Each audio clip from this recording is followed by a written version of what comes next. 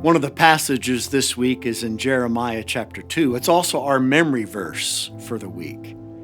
And in Jeremiah 2, verse 13, God says, "My people have committed two evils. First of all, they've forsaken me. And then secondly, they've hewn out for themselves cisterns that don't hold water." What we learned this week is that Adam and Eve's first sin is a sin that we repeat all the time. Adam and Eve had to forsake God in order to disobey his command to not eat from the tree of the knowledge of good and evil.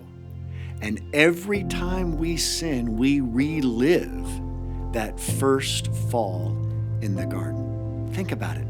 Every time we choose to go against God's word, whether it's sins of omission or sins of commission, we are choosing to turn our backs on God.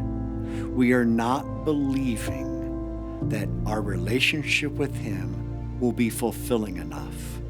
So we have to hewn out for ourselves cisterns. We're looking for living water in places that only offer salt water.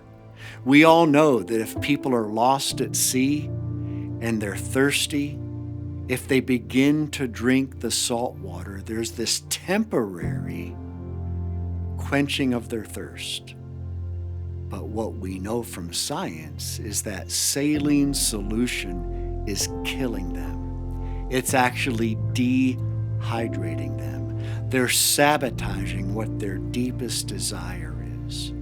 When Adam and Eve forsook the Lord and His loving command in the garden, they sabotaged what they most wanted, which was their desires and delights all fulfilled in God.